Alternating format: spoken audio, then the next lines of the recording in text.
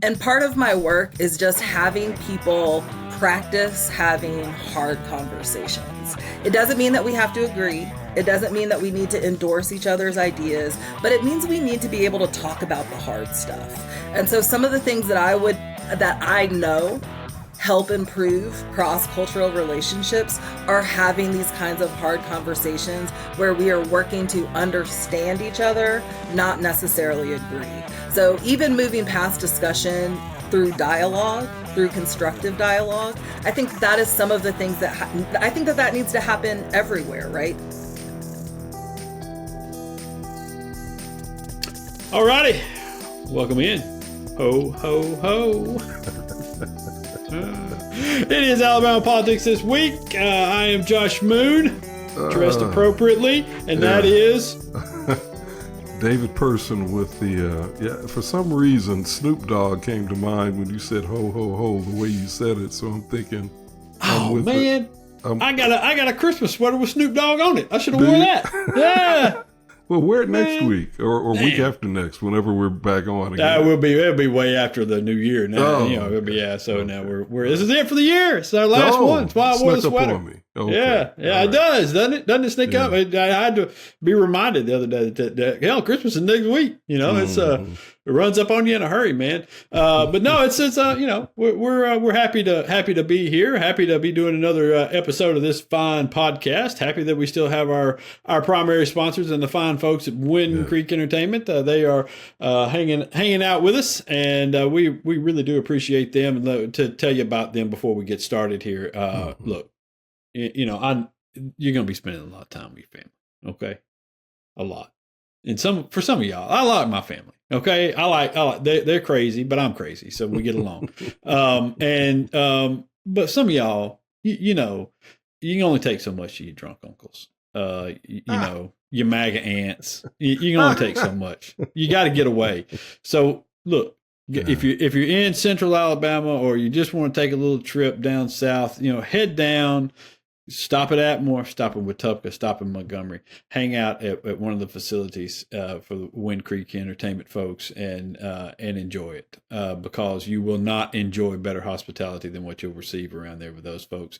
They're good people and we really appreciate what they do here for us. And we really, you go and play, you play the games, you eat at the nice restaurants, you enjoy the fantastic spas.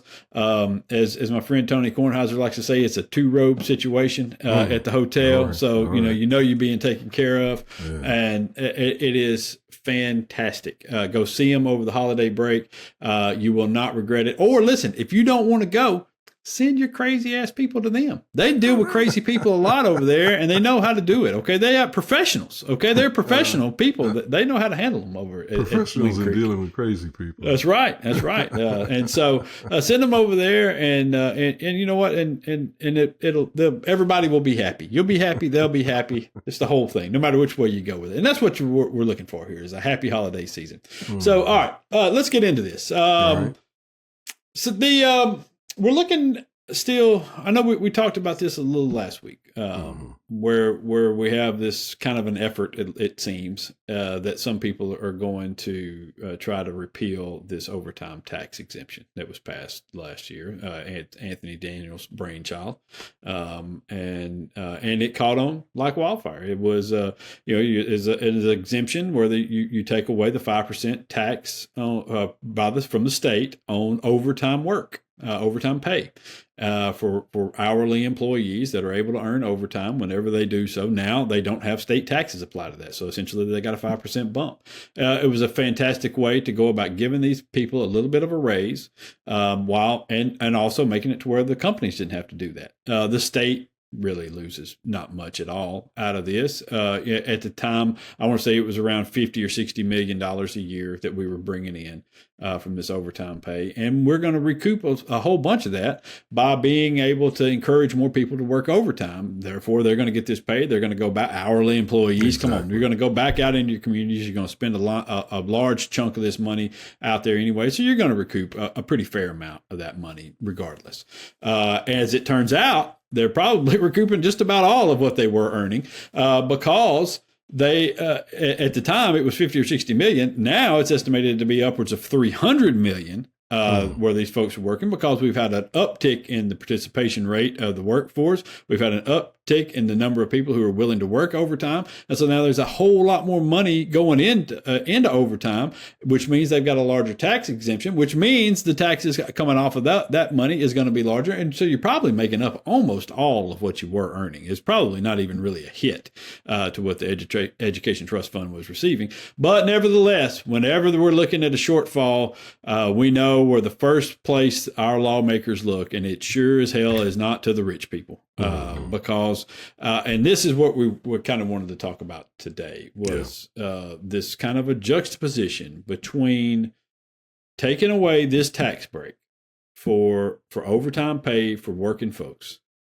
versus at the same exact time going forward with the implementation of a tax break for wealthy families, which is the CHOOSE Act, which is essentially a tax break for wealthy families. That's all it is. I mean, it's a $7,000 per student tax break for people who are sending their kids to private schools. And this thing has been sold, this voucher program is what it is, a voucher program.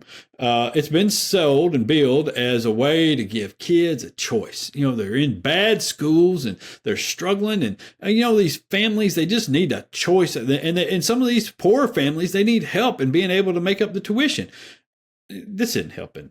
This isn't helping poor families. It's never helped poor families. And it sure as hell doesn't help schools. All right. What this does is it transfers public dollars to private institutions, and it helps out wealthy families. And I can give you the statistics on it.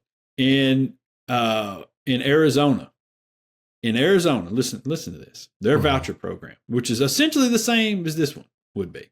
No caps on anything. When it was implemented, more than 75% of the students who received a voucher had never spent a single day in a public school. Not a single day in a public school. So they were already in private school. In Florida, 65% of those students down there already were in private schools, the ones who received the vouchers. It went to...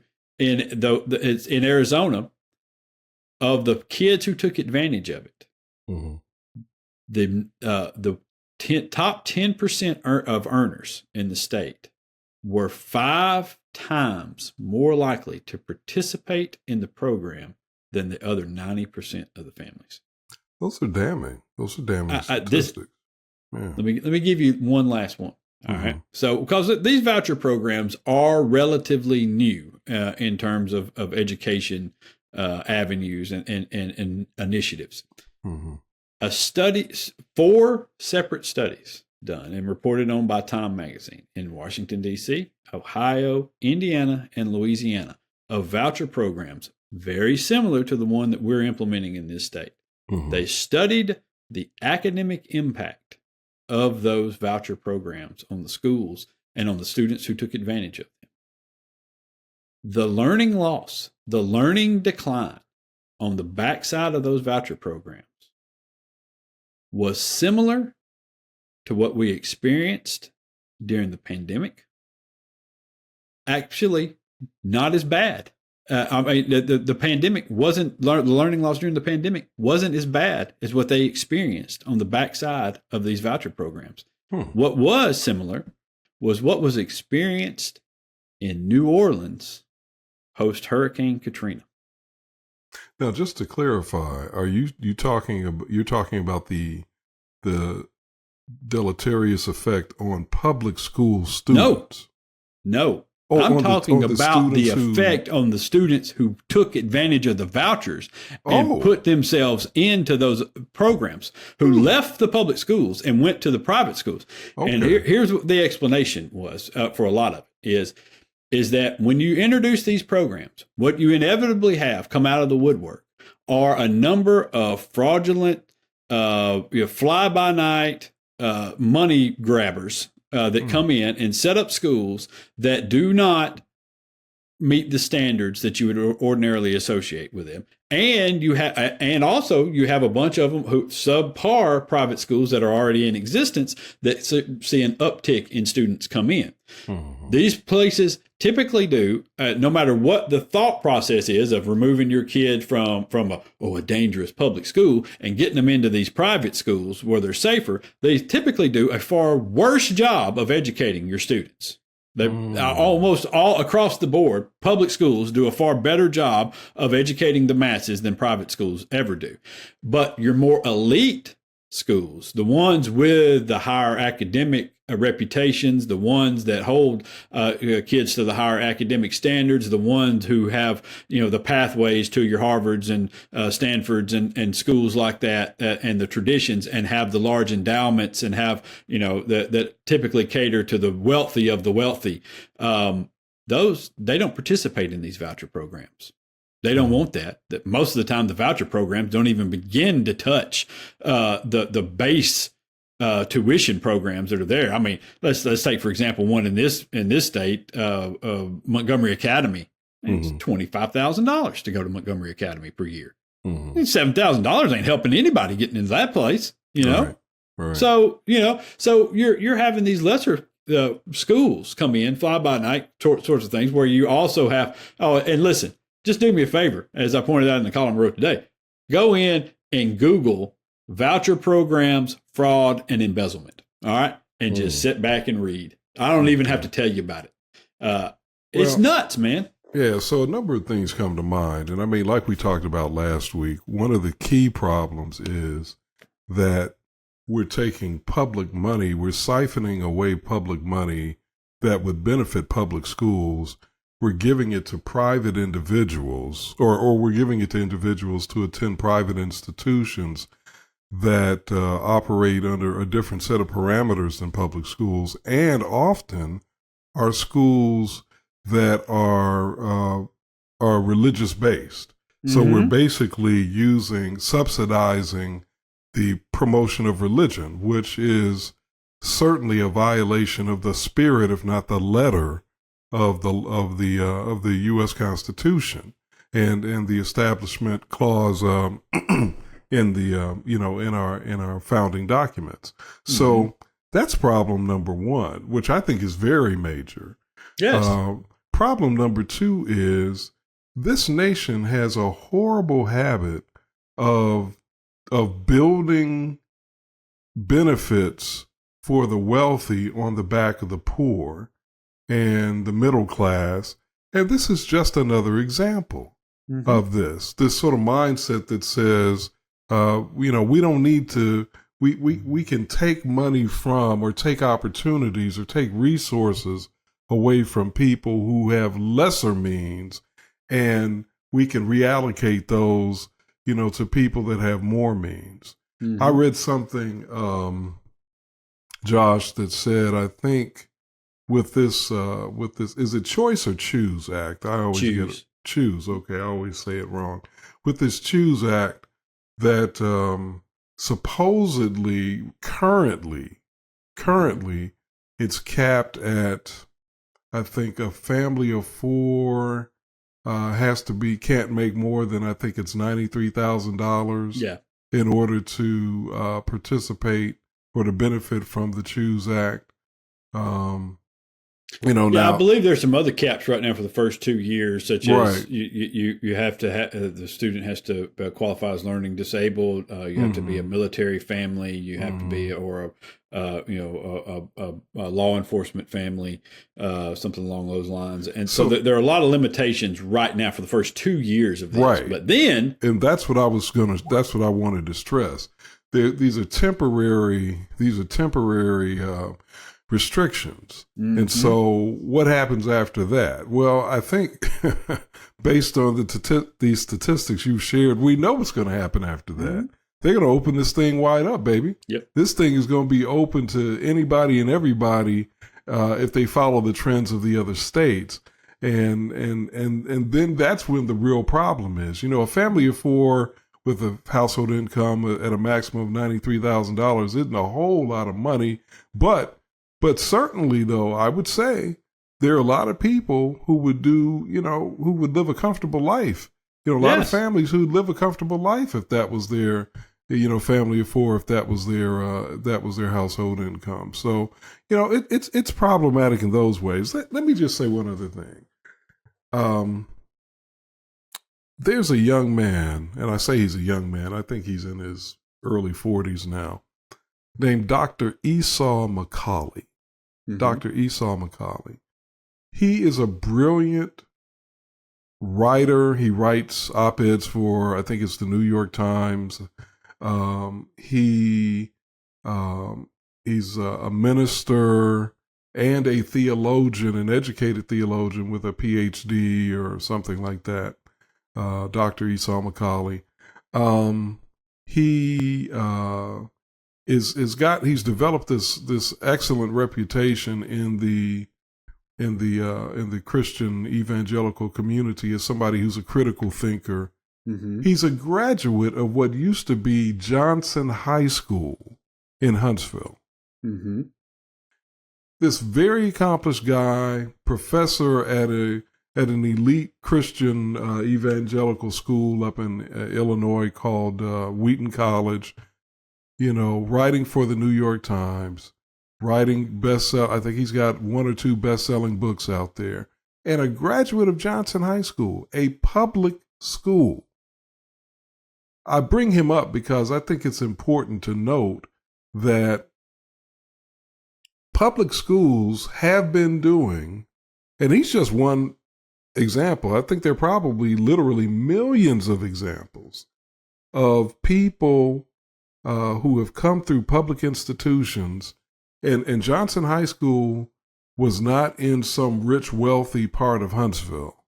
It was in District 1 of Huntsville, the district I live in, that, had plenty of young people in there coming from poor families and whatever else. But he's just one example coming out of that school and out of similar schools of people who do extremely well in life coming out of these public schools. And I think what we do is we are far too dismissive of the positive impact of public schools and the kinds of students that they produce and the kinds of teachers who are working there and staff who are working there. And to me, this whole thing with this Choice Act is just another example of us being horrendously dismissive of public schools. Yeah. Well, it's weird to me how effective the kind of the right-wing propaganda machine can be at times. I mean, to the point of just completely trouncing reality. The reality that people see every single day. And I mean, and what you're saying about public schools is exactly, the perfect example of this. We all, I bet probably the 90%, when you say 90% of kids and families out there are involved in public schools. When we're talking about the education of our kids. My daughter's in a public school, and I've never thought any different. I take a lot of pride in the fact that she's in a public school. Yeah. And my son went to public schools. Yeah. Yeah. And I loved them. And I love the teachers who are there. Oh, we're very involved. My wife is very involved. I basically call her the mayor of our public school. And so, but it's, to hear people talk sometimes about indoctrination in public schools, and to hear them talk about teachers with their agendas in public schools, and to hear about how awful some of the public schools are. And what I often tell people is what are you talking about?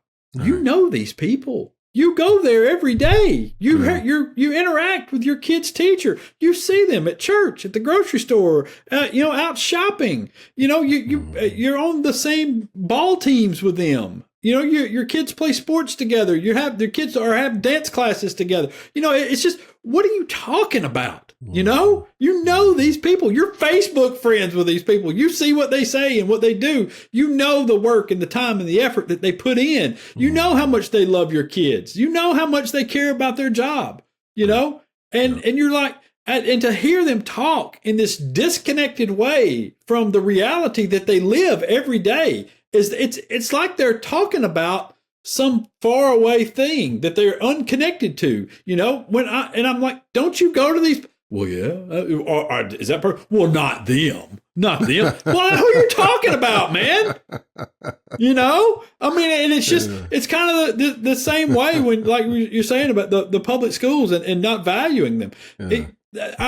Our best and brightest people come from public schools. Yeah. Our best and brightest, there is no private school out there that does as well as the best public schools out there. They just don't.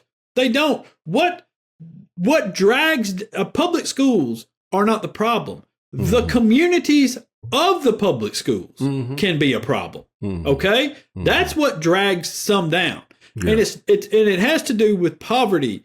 In almost across the board situations, it has to do with poverty. Yep. Okay. Yep. And it's not the color of the skin. It's not the attitudes of the parents. It has to do with poverty. Okay. Mm-hmm. And listen, I know that there are some frustrating situations that we can all cite. Okay. Sure. Of people embezzling money or parents not, being involved, of just harrowing things that take place, confusing, confounding things that take place, expenses. Right now, I am furious with our local school system because they have decided to start school in July of next year, and I saw that.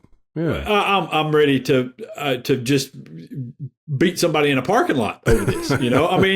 It's driving me nuts. But I don't question their dedication to this. I don't question their dedication to what they're doing. And I know that when we start talking about comparing, schools and things to whatever options that there are out there, these schools are the best options. They always are. If you look at, if you want to talk about what drags them down, you're comparing a private school that can pick and choose who they let in the door, who don't have to adhere to the same standards of educating everybody, of setting up programs for disabled and learning disabled and behaviorally disabled kids, and you don't have to. They don't have to do that. They're not held to the same financial standards. They're not held to all of these different standards that are out there.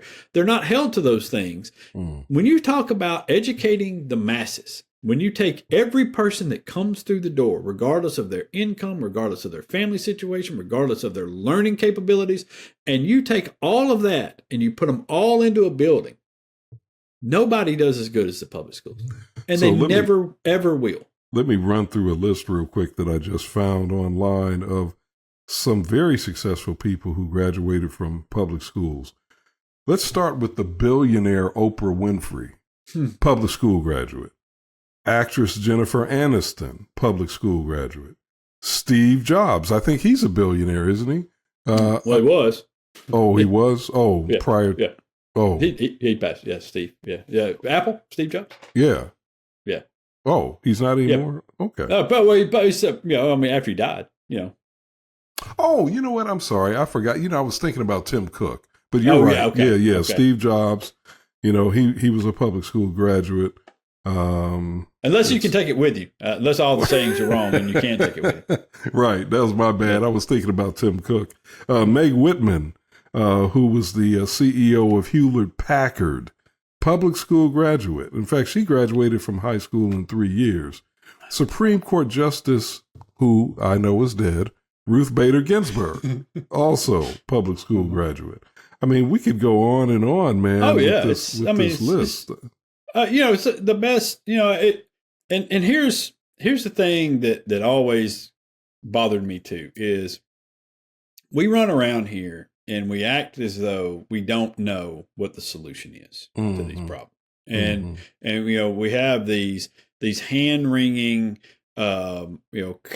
meetings, and we have these folks that we got to bring in consultants, and we got to talk about this and we talk about that, and we've got these great ideas about what we need to do about a breakaway school system or a voucher program or charter schools or how we need to do it, and we know what the answer is. We've known it. I tell you, when we discovered it for real, which nobody ever talks about, it was in the 70s is when we really discovered it, because that's when we saw the results. And because in the 70s through the 80s is when we first really got the true results back from desegregation. Yeah.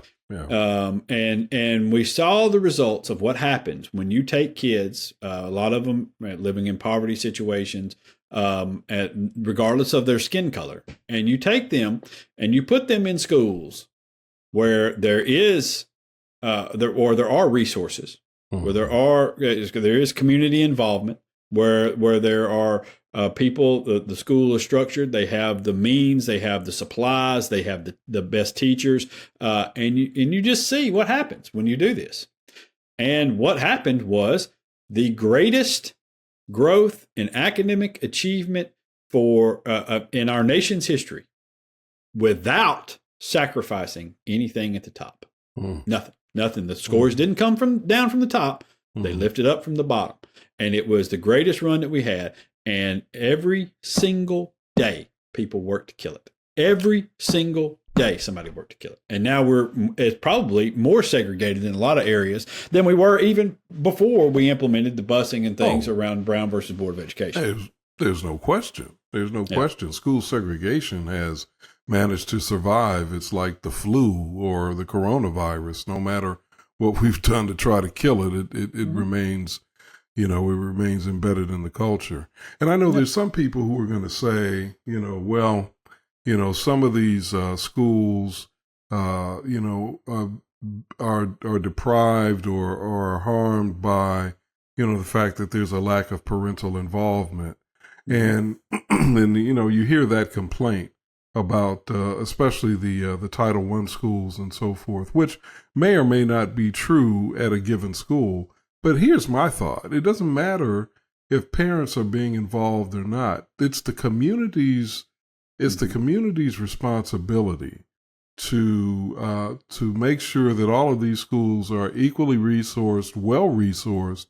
And if you see that there are specific challenges at a school related to parents or family or anything else, the community should rally around this. I see it around that school and address that problem, make some special appropriations or design some specific programs that are to help families and engage families. One great organization in Huntsville that has done this as a nonprofit outside of the school system is Village of Promise, founded by my friends Bobby Bradley and Gloria Batts.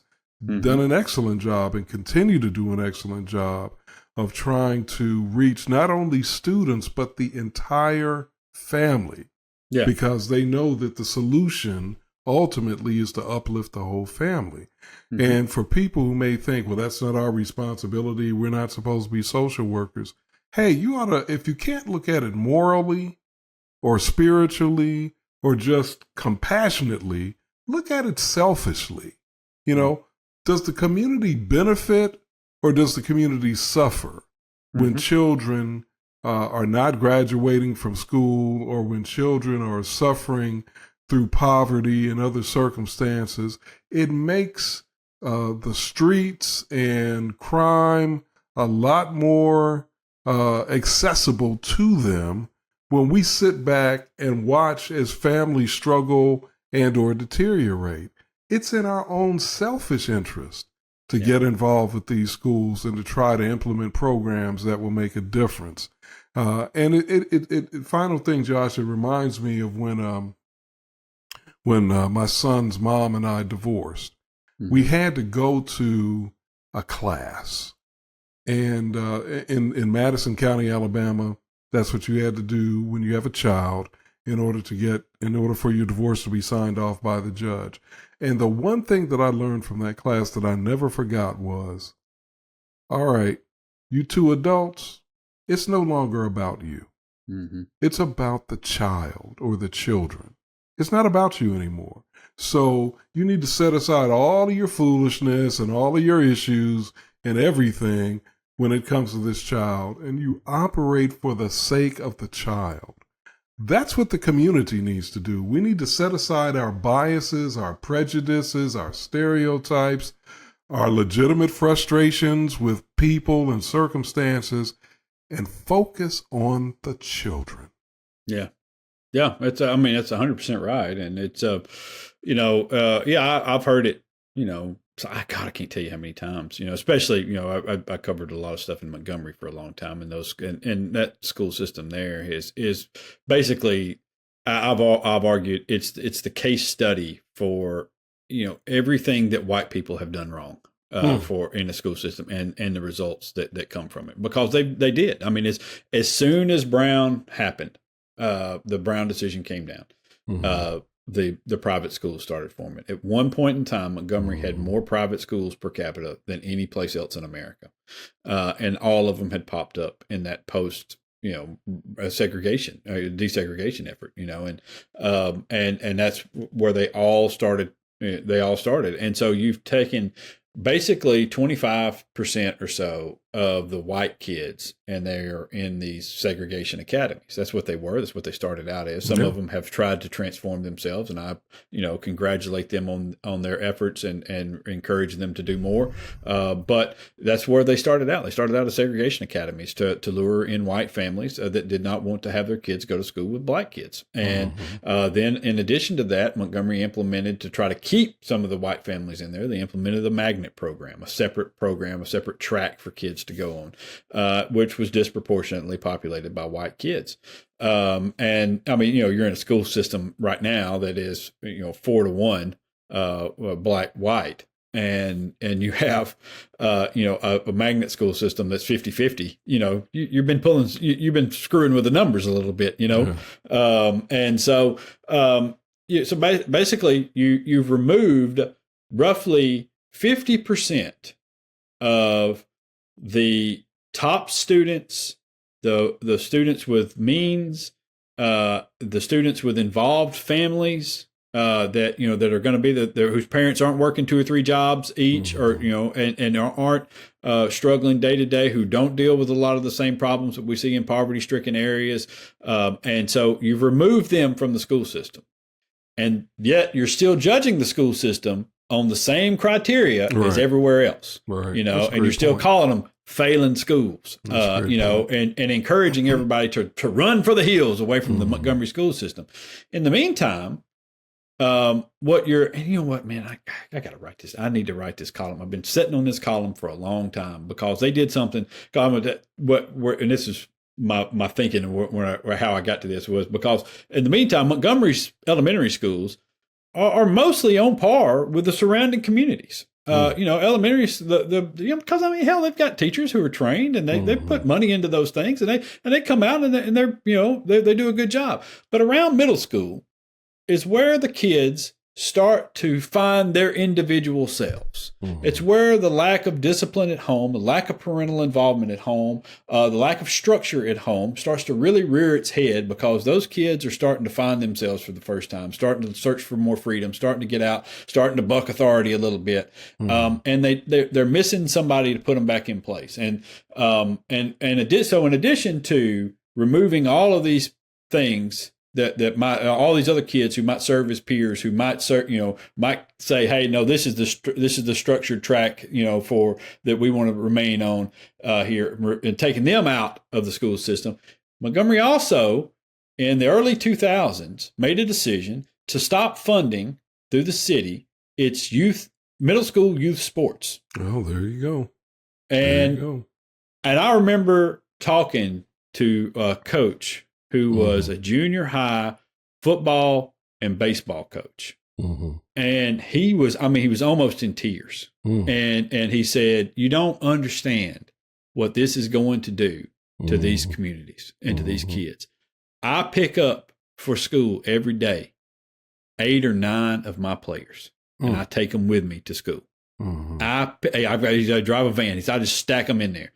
After school, they come to me and we go over homework.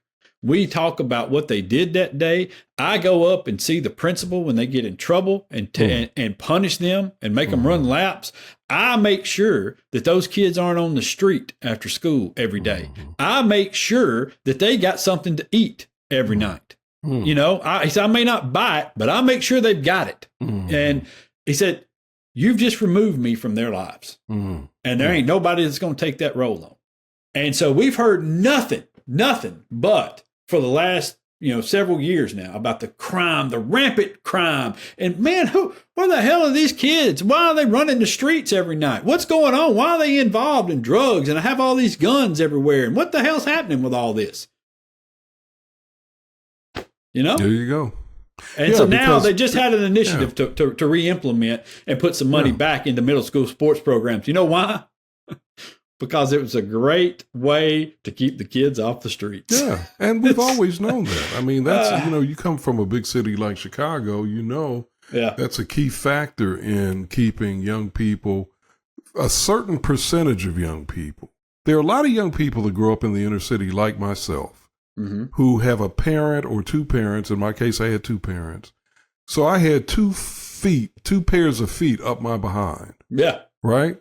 So I could not get out of line. And I went to school with a lot of, now I personally, I didn't go to public school. I didn't grow up in public school. Right. But but I went to school with a lot of people who were struggling to make it, but they were involved in their children's lives enough. And then along with the supplemental support from the church community, they were on us, and so many of us, not all of us, but many of us were able to avoid the streets, at least in any serious way, even though our school was in the heart of what eventually became gang territory, right. But some people come from homes where that is not the case for whatever reason. And that's a complicated discussion, and it's one we shouldn't simplify. No. But the bottom line is, like you said, you have people who are willing to fill those gaps. And when you have people like this coach you talked about and other people who are willing to fill those gaps, the most stupidest and callous thing we can do as a community or as a society is to remove them from those kids' lives. What do you think is going to happen to them? Yeah. It's just, it goes back to what you said a minute ago too, because I heard from so many people when I wrote about how detrimental this was going to be to these kids. And I heard from so many people. Well, at that time I had a radio show. And I was saying, this is nuts. This is crazy. This is, you can't, this is so short-sighted. And I heard from them people that said, well, where are their parents? Why are their parents not doing this? Why should we be responsible? Why should we be paying this money when parents should be doing this? And I said, man, that's a good question. It's a fair question for the parents. It is a fair question for the parents. Why are their parents not involved? Why are they not there? Why? It's a perfectly fair question. But at the same time, it's a hell of an unfair question for those kids. Exactly. Exactly. It's a hell of an unfair question for those kids. And to blame the kids for the short-sightedness or the weaknesses or the shortcomings of their parents is patently wrong. And it's stupid because, again, it doesn't solve the problem. It's a selfish way to excuse yourself from seeing somebody in need and turning your back on them. There you go. That's what it is. There you go. That's all it is. Sound like you went to church this Sunday, John. No, I got my own church. I got my own, and so I do what I can. But you don't have to go to church to care about people. Oh, absolutely right. Absolutely, and that's all. Yeah. Listen, and I'm gonna tell you this: I did grow up in public school. I went to a public school from kindergarten to 12th grade. And my public school was almost 50-50, 50 black, 50% black, 50% white, for especially my high school, Austin High School at the time. And I understand why, some people in this state don't want that. because they don't want some me's running around. They don't want me to, they don't want this attitude of, hey, I think we're all the same and we all have mostly the same goals and the same aspirations and the same desires in life, and that there's not a whole hell of a lot. The skin color certainly doesn't mean that you're a bad person, or it doesn't determine your morals or your character or anything else. And they don't want that. They don't want people questioning where this goes. And so I get it to some degree. They don't want white people. They don't want white young people questioning where it goes. Right. They don't care what the black kids think. They don't want the whites to question it. And they also don't want any more white girls dating black boys and black boys dating white girls. Yep. They don't want that either. No. It's all part of the same soup to them. It's all, they need this.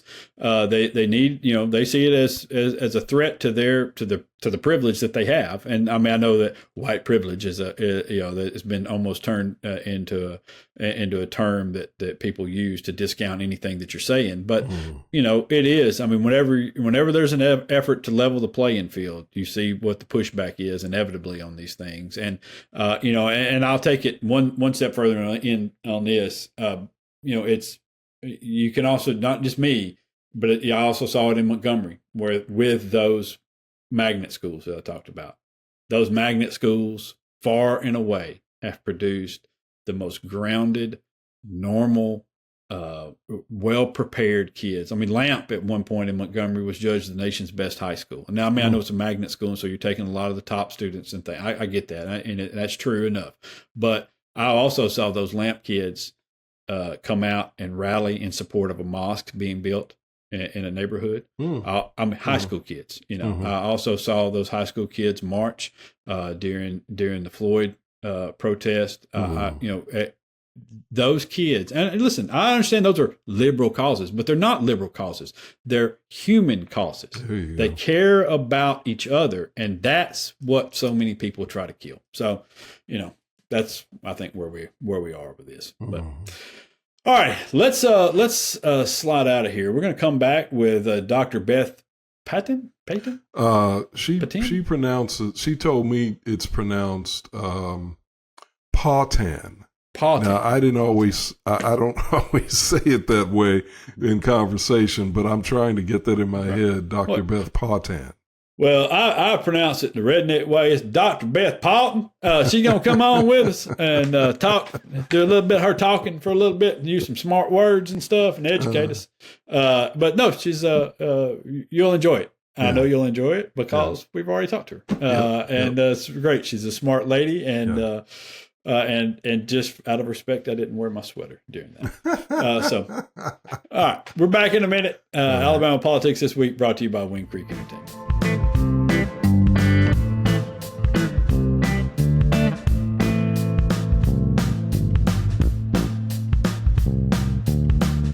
Welcome back to Alabama Politics This Week. Josh Moon, David Person, and we are glad to have with us Beth Hereford Patin. And is that Dr. Patin? It is. Dr. Patin, thank you for joining us today. We appreciate having you here. Appreciate you joining us. So we wanted to have you on for a couple of reasons. One, because you and your family have played a unique role in Alabama civil rights history, which I think gives you the credibility and the authority to talk about your time living in Cullman, Alabama, which is, of course, Cullman has been in the news, as a lot of people know, because of the Christmas event that they have going on there that apparently attracts thousands of people. But many people don't know about Cullman's history, and some would even argue their present. So we're going to start, though, with your own family background, Dr. Patin. So you are the granddaughter of the late, great Dr. Sonnie Hereford, correct? Correct. And tell us about your grandfather. Yeah, my grandfather was born here in Huntsville in the 1930s, and he was a sharecropper's son. His dad was also a preacher here, and he spent a lot of time farming. He knew from a very early age that he wanted to be a doctor, but he also went to the school downtown in Huntsville, which he's shown pictures many times. It was surrounded by on three sides by the city dump. And so we all know how terribly hot it can be in Alabama. Imagine trying to go to school without air conditioning, with those kinds of smells all around him. And I think what troubled him most is that he didn't have access to a science lab or a library, and he knew he wanted to be a doctor, and that those two things were going to be really pivotal in his educational experiences. He worked really hard. He farmed his own crops so that he could buy his first chemistry set, and that's kind of how he started to get into science. He attended Alabama A&M. At that time, when he attended Alabama A&M here in Huntsville, it did not have a science program. So he worked, he applied to Auburn and Alabama, and he knew that he'd instantly get denied acceptance, but he also knew that they would send him a course catalog. And when he got that course catalog, that helped him understand all the classes that he needed to take to get ready for pre-med. He finished. When you say, let me just drop in here for a minute, Yeah. Dr. Patin. When you say he knew he'd be denied, that was because of his race. Because of his race, because he was Black. Yeah, Okay. absolutely. And, in the 30s and 40s, there was no place in the state of Alabama where a Black person could get a medical degree. So he finished Alabama A&M in 3 years, and he applied to attend Meharry in Tennessee. And as he finished his medical training at Meharry, he went up to Chicago to do his residency. And he did that really strategically. He knew he'd be able to make a little bit more money up there, but he also knew that he was going to be able to enjoy some freedoms that he had not yet experienced down south. Okay. And it was there where he met a nurse, Martha Adams, and she became my grandmother. They got married, and he wanted to bring her down to Huntsville. She really didn't want to come because she was like, we can go to the movies. We can go eat at restaurants. Right. Why would we come back to Alabama? And his answer to her then and always to us growing up, that like, if we don't do it, who will? And speaking of doing it, I think for the purposes of our conversation today, the most important part of that is your grandfather helped to desegregate the school system in Alabama, specifically the school system in Huntsville, by enrolling your father into one of the Huntsville schools. Tell us about that. Yeah, so starting in 1962, my grandfather was working with the Community Service Committee to work on integrating Huntsville. And they started to integrate the parks. They were integrating restaurants, hotels, and that wasn't enough. They really wanted to focus on the schools. So in the name of my father, Sonnie Wellington Hereford IV, my grandfather put in a lawsuit against the Board of Education in Huntsville. They knew they'd win because Brown versus the Board of Education was about 9 years old at the time. And they did win the lawsuit. And so on my dad tried to enroll in schools. Early on, Governor Wallace sent state troopers to keep him from being able to enroll after Labor Day. They had to go back to court, but eventually it was settled. And on September 9th, 1963, my father became the first Black person in Alabama to desegregate schools in the state of Alabama. And we need to be specific because we're talking about the public school system. There was Correct. a school in Huntsville called St. Joseph's Catholic that was already integrated, which is Correct. a whole nother story, whole nother podcast. Yeah, and that's where I went to elementary school. Okay. St. Joseph's turned into Holy Family, so it was Holy Family by the time I went there. Yeah. Right. Okay. So now let's fast forward. You have this rich civil rights history, especially as it relates to desegregation, and you ended up living in Cullman, Alabama for a while. When you were living there, was it a sunset town? So I moved down to Cullman in 1992 to go to St. Bernard, which was a private boarding school there in Cullman. And so I'll say we were, a little isolated. It was a gated community, but I had always heard rumors about Cullman growing up. And you know, I was not privy to the conversations that my parents had about whether they would, you know, about how they were concerned about my safety. I think they didn't really want us to think about that too much.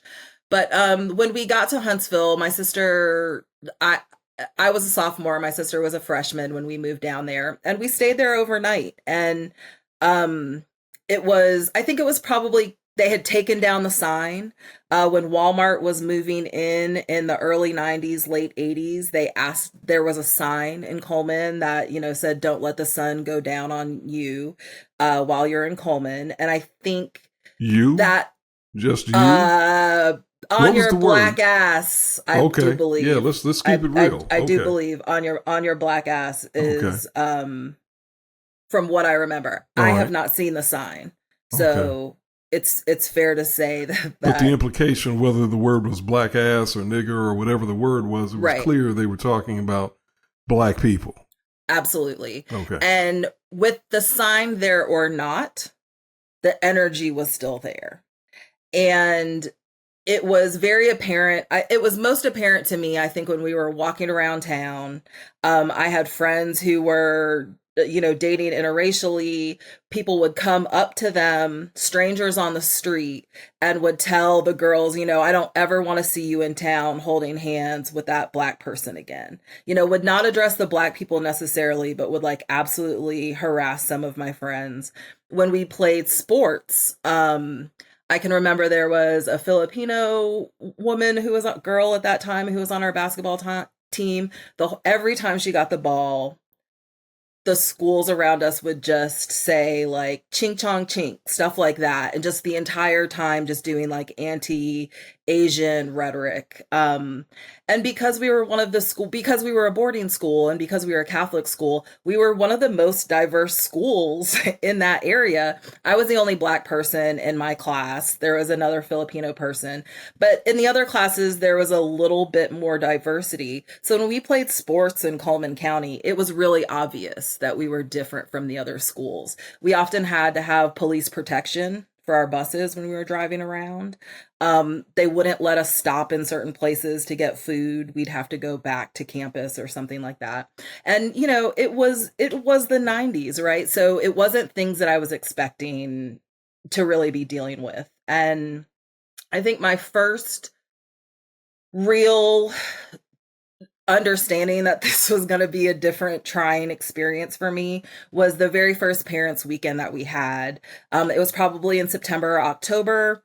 All the classes got to pick songs to sing for the parents, and the junior class was doing "We Are the World," and several people dressed up in blackface. And I was just flabbergasted, shocked, appalled that, you know, my classmates were behaving in this way. And I can remember saying some things to some people while we were backstage. And, you know, some people were obviously really defensive about it. And, you know, I talked about this on Facebook really recently. And one of my classmates from then reached out and apologized that she had participated in that. And, you know, honestly, I'd forgotten that it was her, right? Like, my memory wasn't exactly tied to all of the people except for the one person that was so nasty about my comments.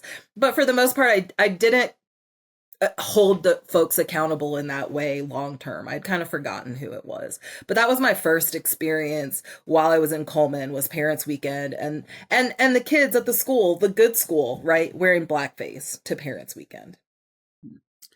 You know, there's you know, you talked about the sign in Cullman, and I think there are a lot of people that you know, that dispute it. You know, that well, you know, who has anybody ever seen the sign or taken a picture of the sign? And you know, and to me, I've always heard. I grew up around, you know, in Decatur, but not very far from Cullman. Had some friends who lived down in Cullman and went down there a number of times. And I, you know, I don't know whether there was a sign or not, but I do know that there was a general attitude and a general feeling about Cullman being this white bastion that was protected. You know, I remember very vividly my grandparents talking about the folks down in Cullman, you know, protecting their town and they were going, they think any black person coming down there is a threat to them, and talking about it in just matter of fact terms, not in just the way that it was, and later you would come to find out that there were a number of things that were done, regardless of sign or not. There were the redlining that took place that right. made sure that certain families weren't allowed to move in. That things that the police had done to discourage folks from being in the town, and so to me it's always been I don't really care that whether you had a sign or not, you had this attitude, and listen, we often pick on Cullman, rightfully so, but it was in the general area around there as well, and that Walker County, Jasper, Cullman County, that whole little group, Lacon Mountain. I mean, Lacon Mountain was too white for me. Okay, I mean it was. You had to be pasty white to be on Lacon Mountain at times. You can drive by right now and hear the,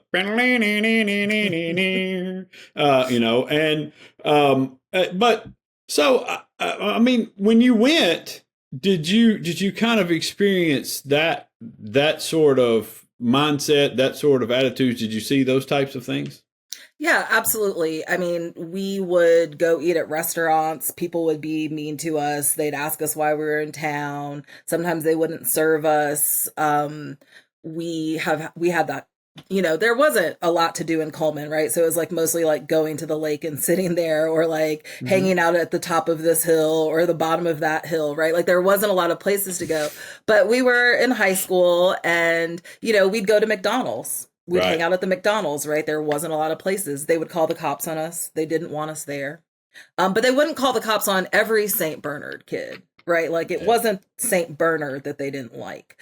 It was only when some of us were there. And so we experienced that a lot, and it was scary. And I think, St. Bernard was an amazing school for me. It was a great education opportunity. Mm-hmm. And I think in the academic ways that I've thrived in, but also in those cultural lessons, right? And I think what you said, Josh, is so important, because it doesn't matter if we still have signs up, if we have these policies and laws, these values, these behaviors that are keeping people from being able to be true participants, safe participants within our societies. Mm-hmm. And that's what we experienced in Cullman. And even at St. Bernard, when we had fundraisers, we had slave auctions for fundraisers. So to raise money for prom, when some schools are having a car wash, or you're selling cookies or summer sausages or whatever, at St. Bernard, we have slave auctions.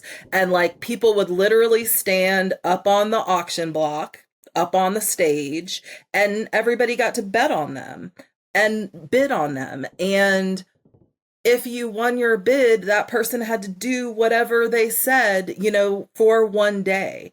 And, I brought this up over time, and, I had one of my former teachers say, well, it wasn't that bad because of course, we were kids. Mm-hmm. So and I want, all of my friends at St. Bernard, I want them to know that some adults should have been stopping us. Right? Yeah. We were children. Somebody should have stepped in and said this wasn't right. It shouldn't have been my 15-year-old self saying something is wrong about this. And, when I brought it up to the headmaster, they agreed that the language was bad, but they changed it to surf sales, which to me just really doubles down on the idea that we are selling people for cheap labor, right? Yes, I am not the descendant of serfs, but this idea is still there. And it's kind of we can take down the sign, we can change the name, but mm-hmm. the intention, the hurt, and the harm are still the same. So why did you go? Why did you go to Cullman at that particular time? So this is a great question. So I went to Holy Family, as we mentioned, and it was a Catholic elementary school. And, there weren't a lot of private schools in Huntsville to get a high school education at that time. Yeah, let me just real quick. I'll jump in. The private school thing is really a new phenomenon, especially for North Alabama, that was decidedly pro union and stuff and pro public schools. Right. The private schools that we didn't have them like Montgomery, I believe at that time had the most in the country. A bunch of them popped up just so happened around the 1950s and 1960s. They decided. I mean, listen, completely out of the blue. I'm sure just naturally, came about. No, nothing happening in the world that made them do that.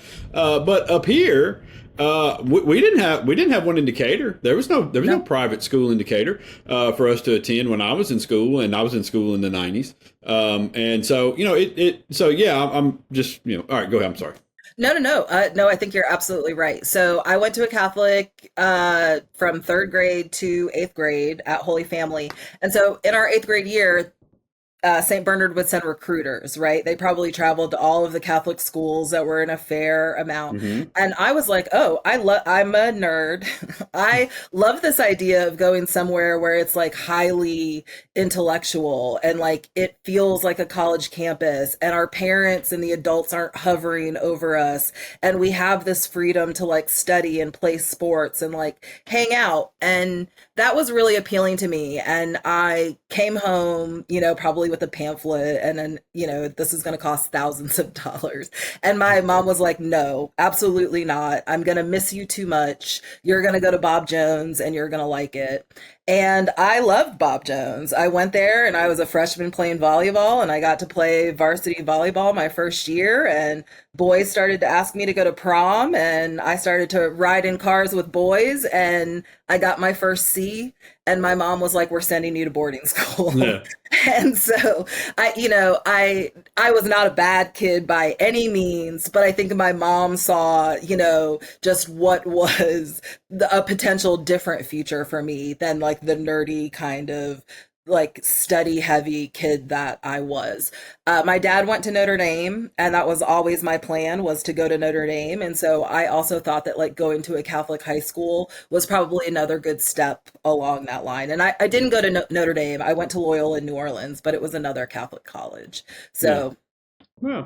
Well, I'd say, I gotta say, we lived much different lives as teenagers. My only concern was whether or not there were a lot of girls and there was going to be any alcohol at the parties. Well, those were my concerns too. Sister Dominica told me I could be the next great math mind if I gave up sports and boys, and I said no thanks. I mean, it really our mindsets explain why you have the PhD, and I do not. But I want to go back for just a second to your dad. And I'm assuming at some point you have talked to him about the experience of being the only black kid. I'm assuming for a period of time he was the only black kid at which school did he integrated? He was at Fifth Avenue School, which was on Governor's Drive, and it's not there anymore. It's the parking lot of like the Spine Center. Okay, that's it. Well, I mean, listen, and obviously they needed integration because they called a school on Governor's Drive Fifth Avenue. Governor's Drive used to be Fifth Avenue. To be fair, yeah, right. No, I was kidding. But yeah. So, what was that? If you've spoken to him about it, well, I mean, that has to be. I think back about those, Ruby Bridges and all of the folks that my mom talks about the first time. When she was in school in Decatur, and then they started the busing program, and the black kids came in, and she said, that first of all, nobody wanted them there. They really the adults had poisoned the minds of those kids. They had because they had made it seem like this awful, terrible thing was happening, to them, and it was dangerous, and they were keeping their kids out of school in certain places, and you got to watch for diseases, and don't get too close, and so they created this atmosphere of fear among a lot of the kids, and so you can only imagine what it has to be like for those black kids to go into those schools. And so I just wonder if your father ever spoke about that. Yeah, we've talked about this a lot. And I mean, I this is still how we do things, right? Spreading fear and rhetoric about marginalized communities to get what we want. So like that playbook is still in use. And I think my grandfather was really forward thinking. They knew that it was going to be really hard for not just the Black kids, but the white kids for many of the reasons that you talked about, sitting and going to school together for the first time. So one of the things that my grandfather did for the 4 Black students in Huntsville that integrated at that time, they had a play school at one of the churches, and I forget which church right now, but so the summer before they were going to enroll in school, they had Black kids and white kids playing together for the first time in like a daycare kind of situation. So it was really important because when my dad integrated school, it wasn't actually his first time playing with white kids, right? And so I think prepping them in that small way over the summer really helped. But I have heard a lot of stories. Like my dad talked about being a first grader and reaching for the lunch tray, and a little girl not being able to reach up high enough to get the tray, and he handed her one. And the little girl told him, my mommy told me to never take anything from a nigger. And he, he's 6, right? And I think I was probably 8 the first time somebody called me a nigger. So like if we are living in communities, right, where our 6 and 8-year-olds are hearing these kinds of terms and these slurs are being used against them, then we have to be willing to have these conversations like across our community to try to fix it, right? That's one of the stories that stays with me. Another one is that a kid was like yelling at him and picking on him, bullying him on the playground. And, my dad was lucky because he was smart and he was cute and he was athletic. And so for a lot of kids, if you can run faster than them, or you're the best person at kickball, or you can win the spelling bee, that will get you some street credit in your class. And so he was lucky that he had some of those skills to fall back on, but he was getting bullied on the playground, and he had finally had enough, and he started fighting this kid and dumped dirt on him or something. And, when it came down to it, he, of course, was the one that got in trouble. Right. Yeah. And so those are the kinds of stories that my dad talks about. And, I've asked him, like, did he realize the weight of the situation? And, and he'll say, no, he knew that it was important, but he didn't really understand, the Klan followed them to school and would follow them home. My grandfather would have to answer their house phone, like Officer Crumpke, and because they would get so many threats to the house. So my grandfather would answer the phone like he was a police officer, just to kind of keep that at bay. And, they have continued to get threats even through my life, right? And anytime a story runs about my dad desegregating schools, if you read the comments, and I know they say never read the comments, but I like to read. They still, will really blame him for ruining the state of Alabama, right? That sentiment and rhetoric is still there. Hey, Dr. Patin, before we run out of time, Dr. Patin, I want to ask you about your take on what people are saying about Cullman today, as this Christmas event has taken place and people are starting to say, hey, wait a minute, you may not want to go there. Cullman has this history. And then people in Cullman are pushing back saying, hey, that's not who we are anymore. What's your understanding and what's your assessment of the situation? So I was shocked when I got onto TikTok and I saw Cullman was trending. And I was less shocked when I saw what they were trending about, I guess. And I was like, well, that seems on brand. And what I'd remind people, if they have not done the work to undo their own biases, if they have not had these conversations about how to work towards cultural competence, but more importantly, if we have not addressed the systematic policies and laws that are keeping people from living equitable lives in Cullman County, they have not done the work. And I think what I'd leave us with is people from communities that have power don't get to decide when their community is safe by those people that they have oppressed. When Black people in Huntsville say, oh, I don't mind stopping for gas in Cullman, When Black people in Birmingham are like, oh, I'd like to go eat at this restaurant or that restaurant that's in Cullman County.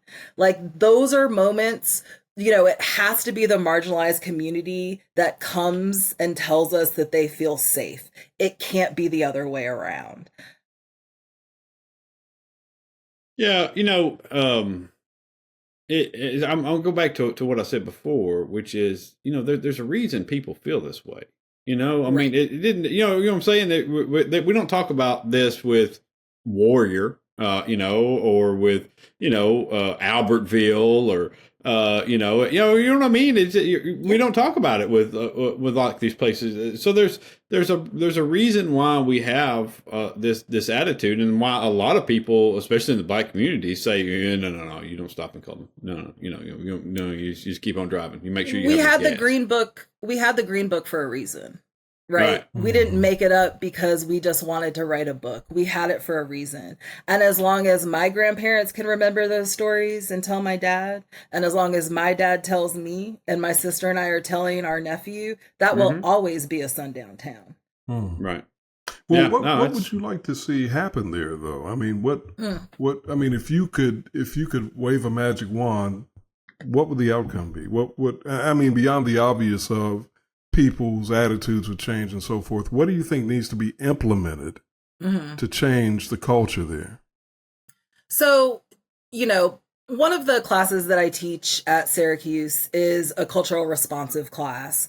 And part of my work is just having people practice having hard conversations. It doesn't mean that we have to agree. It doesn't mean that we need to endorse each other's ideas, but it means we need to be able to talk about the hard stuff. And so some of the things that I know help improve cross-cultural relationships are having these kinds of hard conversations where we are working to understand each other, not necessarily agree. So even moving past discussion through dialogue, through constructive dialogue, I think that is some of the things that I think that needs to happen everywhere, right? We all need to take classes where we can, or have these conversations, or have these experiences where we have an opportunity to learn about people that are different than us, where we ourselves are not centered in stories, and we can learn from other people's perspectives. I think it has to start with those local conversations, the hard dialogue that so many of us have been trained and encouraged to not have. Yeah. It's I don't think they're going to have a lot of those in Cullman. I've been around. I mean, listen, we're currently banning the books to keep from having any conversations. And to make sure that the kids don't learn. Which is, come on, everybody can see that this is the effort here, right? I mean, that's what this is about. Is that you don't want the kids to know what y'all did, because they would, a lot of them at this point. Because I do feel like there has been a shift among a lot of people, especially younger people now, where race and such things are not as influential on them as it was just their parents, and so now they look back and you tell them stories about this, and a lot of them don't believe it. And so if you can keep that information from them, that's another step in convincing them that it's not a big deal, that apparently, poverty and stuff just is determined by the color of your skin for some reason or another, that doctors have yet to figure out. But we figured it out in the South. So that's the goal, right? With the book bans. So I'm a librarian by trade, and training. Books change lives. Books change what we know. Books change who we are. Books make us more empathetic. Books help us build bridges across communities. Stories do that too. Stories do this too, right? Conversations do this too. When I have my students who are asking me about book banning, I was like, books change lives. And if we don't want other people to be changed by what they read, then we keep them from reading those books. And if you study the history of the book, if you study the history of war, we know that the way that we control people is by controlling the kinds of information that they can interact with. And so much of my research is, I hate to use this word, but it's on epistemicide. So if epistemology is how we know, epistemicide is how we murder what people know. And one of the ways that people are harmed is through this process of knowing. And so who gets to participate? Who has the educational resources? When we ban books, what stories are we banning? And I think it's not just getting rid of books that like are sexually explicit for kids, right? It's getting rid of books like, you know, that are about my dad's story, that are about Ruby Bridges, that are about Rosa Parks, right? And so it's not just about the book bans, but it's what we're banning in the book bans that I think is really demonstrative of why they're banning the books. Yeah, it's always, you know, I hear the arguments from people a lot, and they say it right out loud. You know, look, you know, I just believe that my kids are too young to learn about these weighty things and about this stuff. And I'm like, well, if your kid is the same age as the little girl and boys that went through it, then I don't think that they're too young, you know. And I have a 6-year-old, and you know, and we don't, you know, there are not a lot of those conversations because right now it is you know, they don't really grasp a lot of it, but they do understand kindness, and they do understand bullying, and they do understand accepting people and not being judgmental, and you know, and to me, you started with a blank slate of a kid that is, they just want to be liked, and they want to like everybody, and they don't have any prejudices, and they don't have any biases, and it's your job to keep it that way, you know? Yeah, and I think, and so like one of the things I talk with my students about are like Disney movies. We all grew up watching Disney, but like all of the villains have foreign accents, right? And so like, what does it mean if all of the villains are darker skin or queer coded or have foreign accents? Like, why is Jeremy Irons, you know, John Earl James's brother, right? Like, it doesn't make sense to have like a black man's brother be this English guy, but they did that on purpose. So like, how often do we have our kids watch these kinds of movies and we haven't talked to them about what it means to hear accents and those be identified as villains? And then when we hear accents in our community, we also villainize people speaking with accents, right? Like, it is not an accident. These things are not an accident. And you know, it goes back to my idea that like, we have to have these conversations about the media that we're interacting with, the stories that we're watching. Doesn't mean that they all need to be perfect, but it means when they're not, we have to be willing to have those conversations with our kids. Yes. You know what? I think that and I will get you out of here. I know you stayed a long time, and you've got papers to grade, and I'm sorry, but we're you know, it is. You're right. So many times we take it. It's not an all or nothing proposition. We're not saying you can't ever watch the Disney movies, but just understand kind of what you're watching, you know, and have the conversation with people, because listen, a lot of those Disney movies, while they do have these parts in here with the, you know, with the voices and with, you know, some problematic sorts of things, there are also some really good messages in a lot of those things. And so, but you know, so just have a conversation with your kids. I don't, you know, right? Yeah. I mean, and you know, like, let's make sure that like, you know, lots of people love Little House on the Prairie, and you know, it's not my favorite book, but like, if that's what you're going to read to your kids, let's not let that be the only book you read about Indigenous people, right? Yes. Like, let's not let that be the only example that they have of a specific community. Yes. That was perfect. Thank you. Listen, Dr. Patin, we appreciate it. We appreciate you the time and you know, and giving everybody a little bit better perspective, you know, from a personal perspective on what's taking place in Cullman, and you know, and you know what kind of town that it is, and you know, I do hope that they are trying to change, and you know, and I know a lot of people have gone and said they've had a great time with their little Christmas village thing down there, and you know, if that's the case, then God bless them. You know, I hope that is the case, and that they're gonna be more mindful of it, just like we're talking about here with the Disney movies. If you're trying to change and you're trying to do it, then you know, that's okay. We'll encourage the hell out of that. Yeah, I encourage you to go enjoy the slide in Cullman, but I also encourage you to read some books about the colony, right? That's right. Read some books about Cullman history. Yeah.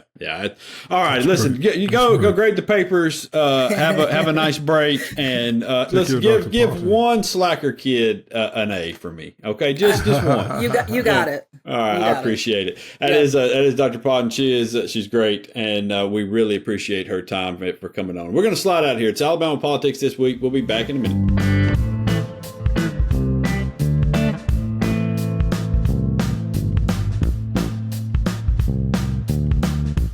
Alrighty, welcome back. Alabama Politics This Week, brought to you by Wind Creek Entertainment. We want to thank the folks at Wind Creek. Thank the folks at SPLC for sponsoring this bad boy, and all our other friends and contributors and listeners and everybody that's come on. You can leave us a review and a rating at Apple Podcasts, and I believe now at Spotify as well. Get on and leave us one and push us up through the rankings so we can get some more of that sweet money. We like it. We do good things. We do good things with our money around here. We've done very well with some of this, and so we like that because listen, we're good people. Okay. Yeah. Fundamentally. Yeah. I mean, David and I, look at us. I mean, come on, man, give us money. You know what? That reminds me. I believe we also had an email for this week, and if you would like to email, you can do that and get in touch with us. We some we get that they don't want to talk about be talked about on the show or whatever, and that's fine. I get those. I get the messages on the different social medias and stuff, and if you would if you'd like to do that, then by all means send us one, and I'll keep it private. If you say keep it private, if it's something you want us to discuss on the show, we'll be happy to discuss it on the show. No problem at all. The latest one was from Brandon. Who sent us one, had a few questions, that basically was interested in running for office, but there are a lot of Democrats that are struggling out there with the leadership of the party and the direction of things, and wanted to know what suggestions, advice, or resources could we offer to someone who has no experience but wants to run for office or even get involved in the political world. So I think David's from up in our neck of the woods in North Alabama here, and we won't get into his last name and all that stuff. And he said he's tried to get on the website. He's tried to do a few things, and I'll tell you the first thing that I would do, Brandon, and I hate to tell you to kind of go around the powers that be, but you might start talking first of all to some of the folks at your local county chapter, the folks that run it. They're good people, and they want to help. They want to recruit candidates. They will have some good ideas about things that you can do if you're wanting to run for office. And the party does have programs that help folks out. It's just kind of seems to be a lot of problems sometimes in getting to the right people and kind of getting things involved and getting that process moved along. It should be easier than it is, and hopefully one day it will be easier than it is. But I would start with the folks at the county level and go from there. And I also know that that if you have some problems, you should reach out to some of our more active folks like Anthony Daniels, Tabitha Eisner, even some of the folks that we've talked to at the office. I assume those folks are still working at the office. You mean Tom Miro and yes. And just tell them, send them an email and say, hey, look, send them exactly what you sent me.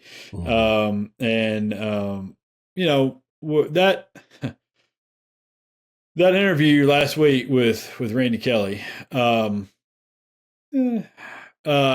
wish it had been better in terms of us being able to communicate with Randy while we were doing it. It was so bizarre, man.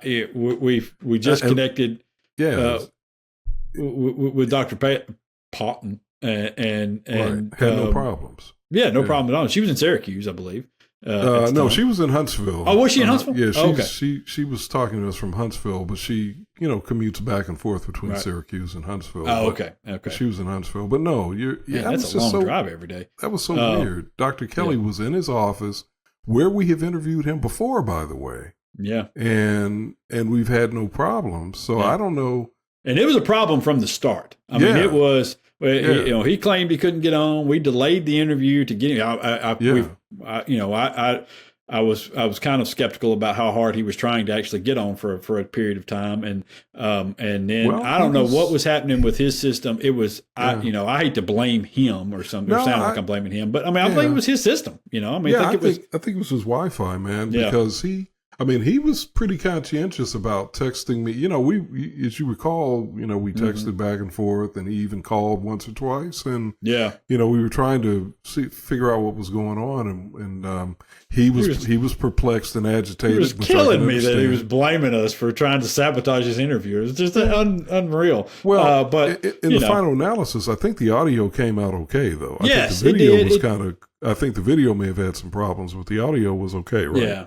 Yeah, the audio was fine, and it kind of, I guess it even sounded like it was okay. But the problem was there was such a lag in his answers and then us being able to respond to it. At times he was acting as though, that's why we had to explain to him a couple times, we're not ignoring what you're saying. Right. There's just a significant lag in here that's leaving us, when we start to respond to you, we're way behind what you've said. And it also, knowing that, then we were trying to kind of keep our responses brief, and it was just kind of a mess where we couldn't really respond in real time to some of the things that he was saying, and there were some things that I really wanted to respond to that he was saying, and but I think overall he got to say what he wanted to say, and that was the point of the interview. I hope so. He actually called me.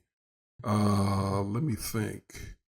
It was on Friday. I think it was Friday, the day that the podcast dropped. He called me, and I happened to be in a funeral. Oh. And I shot him a text and said, "Hey, I'm in a funeral. I will call you right back when I'm out of this funeral," which I did. And I left him a message, and then I didn't hear from him. So I don't know if he was able to, and the message he left me was just basically, "Hey, just calling about the podcast and whatnot." So I guess he hadn't heard it. Yeah, I think they were. I got some messages from him and his friends. What did they say? They were looking. They wanted the link to the podcast. And so apparently they don't subscribe. Okay. Yeah, apparently they don't subscribe, which I would appreciate it if they would. Yeah. And they should because they're topic of conversation. They really wanted to hear it because Randy had told them that he had done a good job and put me in my place, and he had handled me very well. He said. Well, I thought it was a fair exchange of ideas. It was. With all of us, I thought. It was. I mean, I let him say what he wanted to say. We let Doug say what Doug wanted to say, and we had a fair exchange of ideas with Doug also. Yeah, and I just. I think that what's going to have to ultimately happen with this party, to get people like Brandon the opportunities that they need, I think we're going to have to get rid of all these people, and just, not completely get rid of them out of the party, not kick everybody out of the party, but we're going to have to put a leader at the top who is disconnected from all of this nonsense, who is not tied to either group.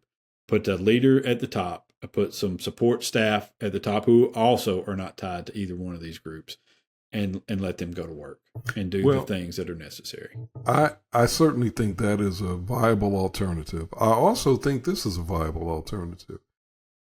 Finding a leader, whether that's who's currently in place or not, who is able to take a position that is unifying, that is healing, and that is promoting forward progress. Yeah. And that's what I think is missing right now. The party is divided because there hasn't been, in my opinion, and I agree with some of what Dr. Kelly talks about, I agree with some of what Doug talks about, but in the final analysis, there hasn't been an effort to unify, in my opinion, to truly unify the party and bring healing to the party. Instead, what I think we've had is a tug of war over who is right and who is wrong. And while there may be some personal gratification that comes from that, that's not what's needed. What's needed is not, it almost reminds me of, well, let me not go there. Anyway, what's needed is a focus on how do we solve this problem?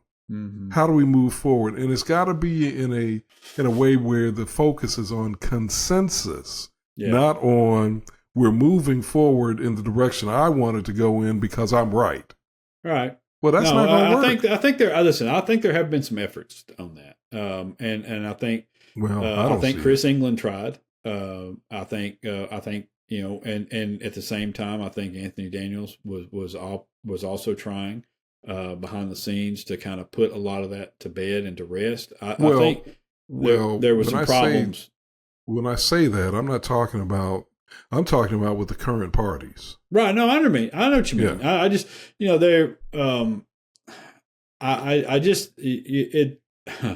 we talked about back when this was going on, how there could be a shared ownership of things and to let everybody have a standing in this. And,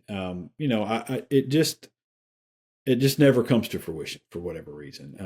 Somebody, you think you're going along okay, and then the next thing you know, there's a lawsuit somewhere, and it's nuts. It really is nuts. And so, but I wish that some people would get involved and or be able to kind of take a step back. I think, and because at this point, I don't even know what the goal is. Of running the party. I mean, I don't know what the goal is. What are you obtaining by this? You're not. It's it's a ship adrift out there, and and there are no sails on the thing, and there doesn't seem to be any real desire to put the sails on. It's just to be the captain of the ship that's adrift, and I don't know why. I don't really understand why. I love that analogy, the captain of the ship that's adrift. I love that imagery, that analogy. What I think about is, I was going to say it before I stopped myself. I'm just going to go ahead and say it. They remind me of, right now, both sides remind me of legalists in the religious community. People who are more concerned about being what they deem to be theologically correct than in relationship building and healing and reconciliation. There's some groups who that's their focus. We're the most theologically correct, or we are, because of what we espouse, we are the better Christians. We are the enlightened ones, or whatever. And there's not a lot of value in that. I mean, ultimately, especially when you're trying to solve problems, I'd say there's zero value in that. The value is in healing and reconciliation. And you don't get that from trying to be the most correct. No, listen, and I'm going to say again, I understand why Dr. Reed and his group of people fight so hard. I understand it. I get it. But it ain't helping. It ain't gonna help. It ain't ever gonna help. This ain't the way, man, anymore. Well, I don't think what Doug has done in terms of calling for publicly, calling for them to resign and all of that, I don't think that helped either. I mean, I don't think that helped. Things said on both sides that have not helped, and I'm not trying to get into some kind of both sidesism here. Right. What I'm trying to say is, I think the focus is wrong. I understand you got differences with this person or this group and vice versa. I get all that. But right now, it's almost analogous to what I was saying earlier, Josh, about what happens with two divorcing parents and who have children. Mm-hmm. Right now, it ain't about y'all. It's about the child. And the child is the Democratic Party and the thousands of people who populate the Democratic Party in our state, who are looking for this party to move forward in a way that will start to get Democrats on the ballot and get Democratic victories. Yeah, no, I agree that I think that there were some opportunities that were definitely missed after what took place in 2019. I think that there have been some mistakes and some missteps along the way that have helped to keep things where they are. But I will say this: I think that the overall goal at the time, and even still to a large part today, of I won't even call it the Doug Jones kind of faction. I think it's the majority at this point, is that goal is good. And that goal is to bring in line the party with the National Party and to introduce caucuses that have equal voting power to the ADC, and to spread around what the term minority means to better reflect what is taking place in today's world and the voting and the way the voting makeup is in this state. And I think if that were to happen, to truly happen, and you to put those caucuses in and give them the power to vote how they need to vote, I think that we could get to a spot if we could just stop arguing about who gets to vote. Just let, I believe even Dr. Kelly agreed with me last week when I said, why are we worried about it? If we want to have caucuses, just have the caucuses, invite everybody in, give them an equal vote, and let's just see where the chips fall on things.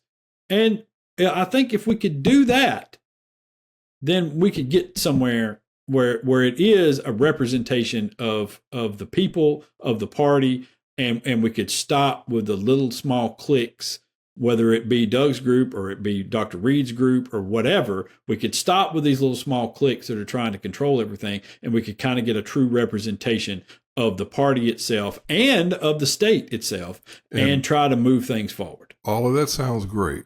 The problem is the way that the approaches that are being used on both sides are going to allow us to achieve that.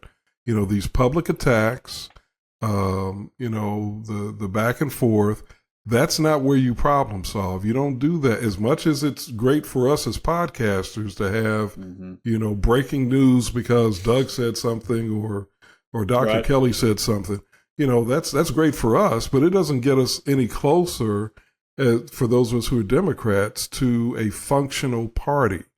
That comes from having the hard conversations in private, perhaps mediated, with a goal of, we're going to come out of this room with something that we can agree on, and we're going to come out of here owning the fact that we don't agree on a lot of stuff, but we agree on this. This party has to move forward in a way that's productive. We got to start recruiting candidates effectively. We got to get candidates on the ballot. We got to get some victories in the state, which means we got to do the hard work of getting the infrastructure together and raising the money and doing all that stuff. And as long as this public bickering is going on, I don't care how great the idea is on one side or another. Mm-hmm. As long as this public bickering is going on, we ain't going to get there. Yeah. Oh, I don't disagree with that. But I also don't think that that's ever going to happen. And I think what you're going to end up having to take place, which I don't understand necessarily, because I do think they have the authority to do it. I don't understand why the DNC hadn't just come in and said, this is what we're going to do, or we're going to create a whole other party here. Because it's not going to solve the problem. Well, you got some people that have deep-rooted feelings, and now I'm not talking about the leadership. Now I'm talking about people more at the grassroots level on both sides of this issue, who are going to have problems with any kind of bigfooting, as I think we would call it colloquially, by the DNC. They're going to have a problem with that. So you're going to end up with a party that's going to have a decimated base on one side or the other, and to keep it real, probably on the side where the Alabama Democratic Conference has a lot of influence. You're going to, it's going to be decimated to some degree. I don't know, man. I think that if you come in, I don't think that was the case the last time. I think that you definitely need those ADC folks to participate. But at the same time, if you have the DNC coming in and saying, look, you're going to set these caucuses up, you're going to do it this way, You're going to adhere to our standards for what we view, because these are not small things. I mean, recognizing the disability caucus is not a small thing. No, but recognizing these other things and forcing that to take place. I think they have the authority to do that, and I think that some folks would have to comply. well, but the problem isn't going to be with leadership compliance. The problem is going to be with what you leave at the grassroots, and part of the reason that we're still having this conversation after what you just said had taken place is because it's not just because of the leadership, it's because they've got people behind them who subscribe to that point of view, who share the same set of concerns. There needs to be a focus. If the DNC is going to come in, the DNC doesn't need to come in arbitrarily, or even if it's not arbitrary, intentionally siding with one side or the other. The DNC needs to come in and say, we need a unified party. How do we get there? The DNC needs to focus as an arbitrator. But what I'm saying is that there's a way to do that, and it's not to come in and be heavily weighted in either direction. I just think that that one particular side of this has taken exactly what you said and say, we're going to be a unified party with and give everybody these opportunities. They have taken that and cast it as an attack on them personally. And that's the way they have been able to generate the support that they have out of this. And I think that's what has continued to divide things, is they have taken this idea of these other caucuses and they have presented it as an attack on black voters in the party, despite the fact that all the math says that that's not true. The reality says that that's not true. That they have taken that and said, this is what they've done to us. They're diluting the black vote, and that's not what they really mean. What they really mean is they're diluting the ADC vote out of this. And I think that's what has been that's what has completely upset this entire process. And I understand that it seemed as though they were taking Doug and them side or whatever on this thing, but that was. I think that's the only way forward. I think they were, though. I think they were by default. And what I'm saying, I think the tactic has to be different this time. This has got to be more than a conversation with leadership. Leadership, the people at the top ultimately, in my opinion, are not the only ones who have to be convinced. You got to convince the grassroots. And so there's got to be a different strategy, a different tactic that is more comprehensive and that involves more people than just the figureheads at the top. And it's got to be something that is completely impartial in terms of how it moves to solve problems. The process has to be an impartial process, regardless of how good the ideas of one set of leaders are or another. The goal has to be to bring the grassroots together and the leadership together. And I don't think coming in the way they came in before obviously didn't get us anywhere, because we're still here. I don't know, man. I think that one side of this does not want to give up power. And it does not matter what happens and what is presented. You think only one side doesn't want to give up power? Yeah. I think the other side is no. What I'm saying is I think one side is less organized, there's less of a clear leadership at the top of that particular side of things. I think it is more comprehensive in the number of people it represents. I think that it is at this point the majority of the party overall, and I think that particular side is far less organized in what they want to do in terms of holding power or anything like that.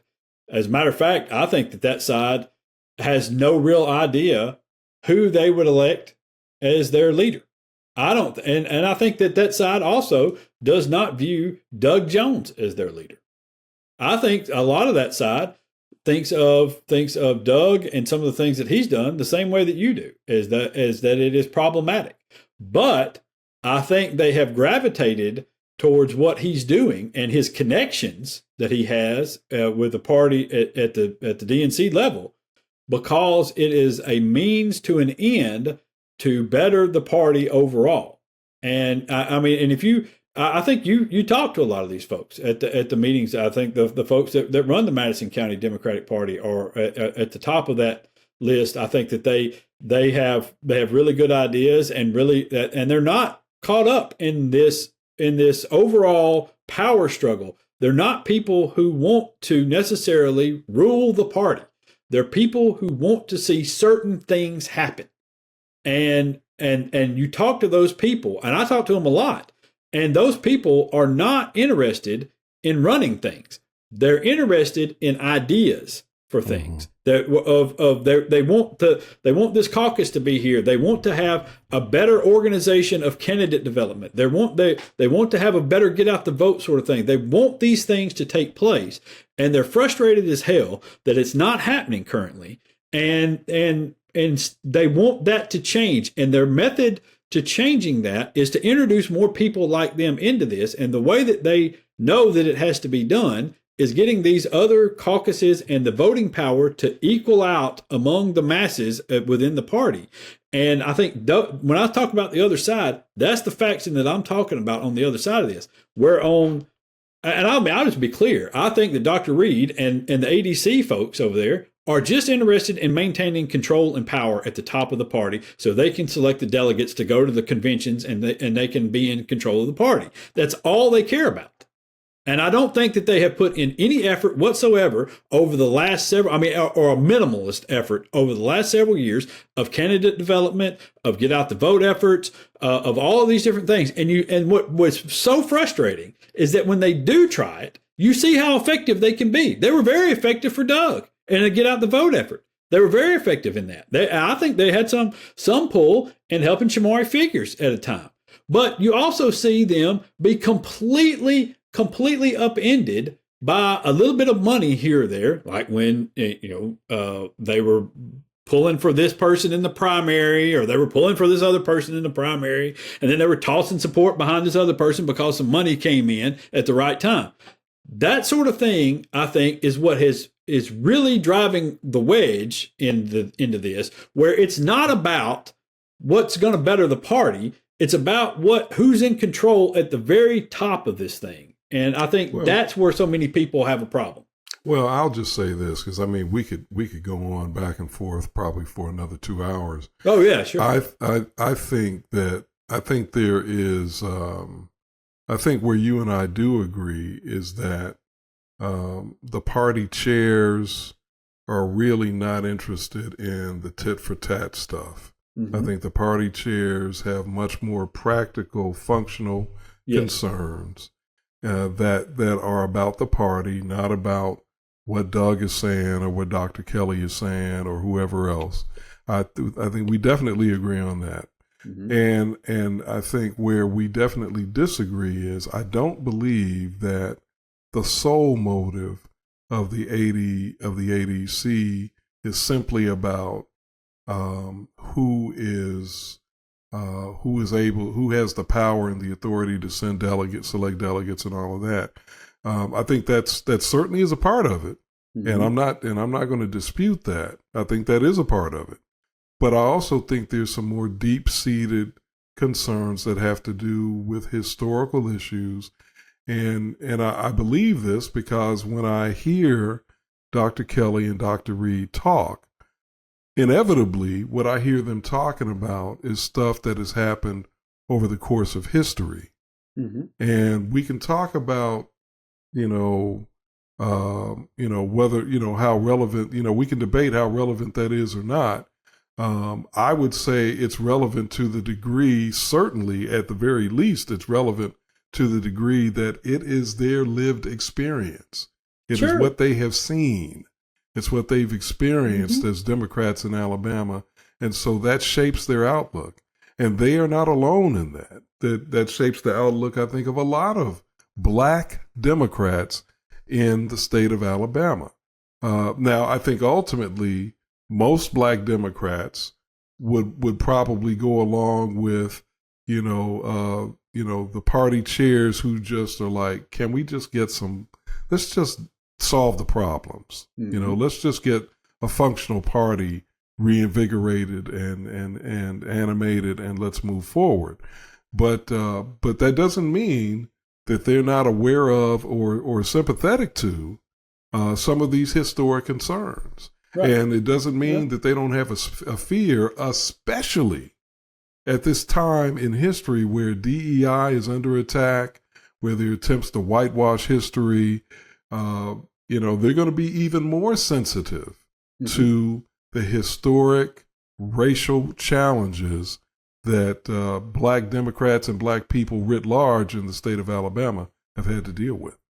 I do not disagree with any of that. I know that that's why I said I understand why they fight. I understand why it's such a touchy thing for them. I'll say though, the best way to fight that is with candidates. It is with turning the party around. And if they're not only interested in control at the top, then I would like to be told about something that they've done outside of that. Because as far as I know, and talking to a lot of these, the chairs of these counties and other people around, I've not seen a lot of effort in candidate recruitment, in candidate training, in candidate. I've heard them talk about it. I've heard them say that they were going to do it. I've heard them say these other things, but I've not seen any real action in regards to that. And so that's all. If they would start doing it, then I'd get off the soapbox. I just hear. My point is I hear from a lot of county chairs and a lot of county folks, and a lot of those are Black folks, and they say we've reached out, we've tried to do this, we've tried to do X. I'm resigning because I can't take it anymore. We're doing this, and that can't happen. In a party that's going to get turned around. All right, look, we also have one other story we wanted to talk about, and that was Tommy Battle's wealth. And it is a tremendous amount of wealth. It is he's done very, very well for himself, and most of it has been related to development deals. You sent this to me. I did not see it until you sent it to me, this story. And I'm not really sure what publication this was. It was, it's the AL.com has a subscription service called Huntsville Lead, LEDE, HuntsvilleLead.com. And it's AL.com. It's just, you don't get access to it unless you subscribe. And I happen to be a subscriber. And my friend Coyote Cole, I think is Coyote's last name, wrote this piece where basically he was just taking information that the candidates have to file with a regulatory agency declaring income, and the declaration from Mayor Tommy Battle of Huntsville was that his income, I think it was for 2023. Was I believe it was $1.5 million. So the mayor's salary is $150,000, if I recall. So that means that he had outside income that was almost 10 times his salary as mayor. And that's got to me, that's a huge red flag. When I read that, I was stunned. I was thinking, I've never heard of a mayor, and I'm not saying that he's the only one, but I've just never personally heard of a mayor who has outside income that's 10 times what his mayoral salary is, if any outside income at all. And I've dealt with one before, Todd Strange in Montgomery. Oh, okay, okay. Yeah, and it's well, listen, how to put this diplomatically, without risking any sort of defamation. Well, he's a he's a public figure. So. I understand, but I listen. This is the other thing. Because I struggle with this sometimes in public figures, because yes, you see these numbers and you're like, Jesus Christ, how much money, but man, it's because you want to let people make a living, and also the you don't want there to be this idea that you're treating them unfairly, okay? And so, right. But at the same time, what was more troubling to me about this, because I read the article that you sent me, and it's not that he makes 10 times his salary. I'm happy. Yeah, exactly. Congratulations to Tommy. I bet he's a nice guy. I bet he does a lot of charitable work out there. Fantastic. I hope he does well. I hope his family has a nice Christmas. Right. I don't begrudge anybody making money. Right. But what is a little troubling and a little interesting, and maybe would require more looking into, is the fact that it's all related to development, some of which, majority of which, has occurred in the Huntsville area. Well, and that's what I was going to say. You're saying it more definitively than even I was going to say it, because I don't quite frankly know. When you look at the table that Coyote put together, I can't really tell what LLC is Huntsville related or not. I can make some assumptions based on names, but I wish the reporting had gone into some detail about. I think if you Google some of those names. Okay. Well, I didn't do that. I admittedly didn't do that, but I wish that the reporting had included those descriptions of those companies. So if you've Googled them and you found that was the case, then that makes my point even more salient, I think, which is that that it's problematic for a mayor of a city to be making huge sums of money off of development in his city. Yes. There's something wrong with that. That doesn't pass the smell test. To me, it suggests that the person is using his or her position to personally benefit himself or herself. And that's where. All right, so that's where. Because you can make decisions about. Yes. You can influence the process. Yes, you can. Yes, you can. It doesn't. The optics. Surely we can at least agree on this. The optics are really, really bad. Yes. Yeah. The optics are bad. Yes. And so maybe Tommy Battle needs to explain a little better about where this comes from and what safeguards are or are not in place to make sure that these things aren't that way.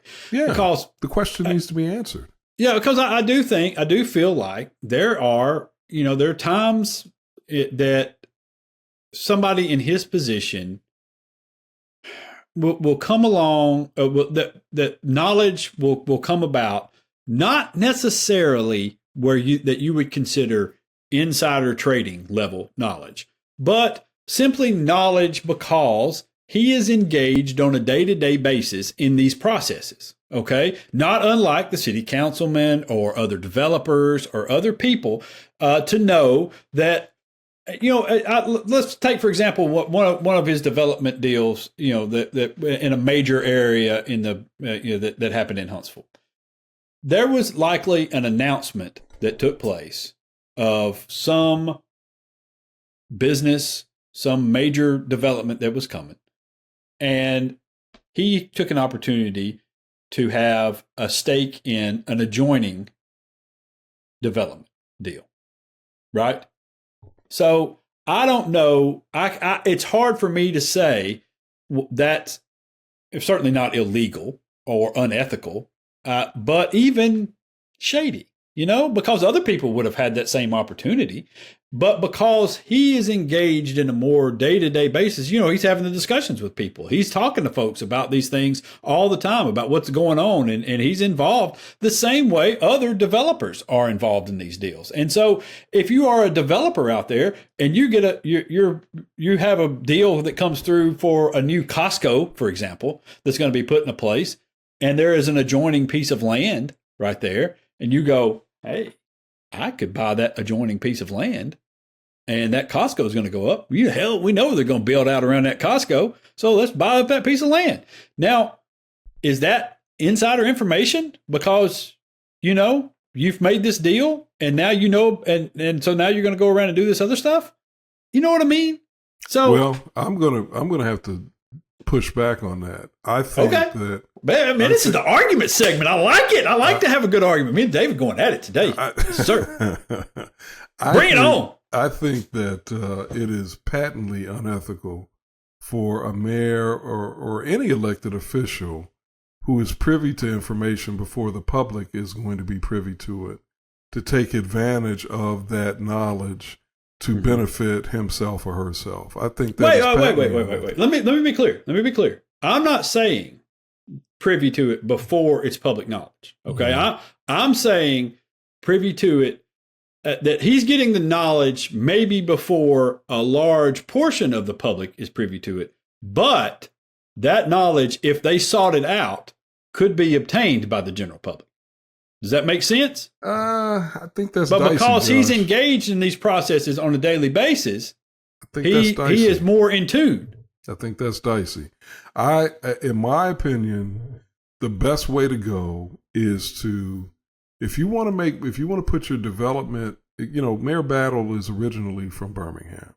Mm-hmm. If he were making this money through LLCs that were based in Birmingham, this wouldn't even be discussed as far as I'm concerned. It wouldn't be worthy of discussion, right. Or Nashville or some other place. And I think he does have business interest outside of Huntsville. Oh, he does. Yeah, there was some. I think there was some in Tennessee as well. Yeah, which I don't have a problem with that. Yeah. My problem is with the mayor of the city, whoever that person may be, mm-hmm. Benefiting from information that they then, having what we would call insider information, and benefiting from that personally when it comes to transactions that are happening in the city. I got a problem with it. I think to avoid, there's a biblical concept called avoiding the appearance of evil. Mm-hmm. We call it today in secular society bad optics. I just think the better way to go is just to say, I'm not going to do any business in the city, at least not development business. Yeah.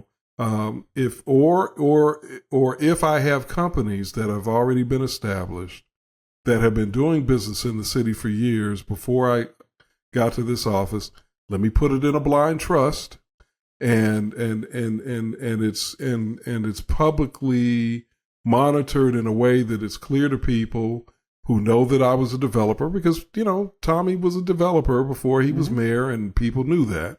Mm-hmm. Let's put it in a blind trust. Let's make sure people know every year, that the trust maintains its validity and integrity. And then if the business is making money, report it. But, again, we're clear on the fact that this is happening with a firewall. That's the only way I see this working. That does not look suspicious. Yeah. Oh, listen, I want to also be clear about something else. I'm not saying he hadn't done something shady.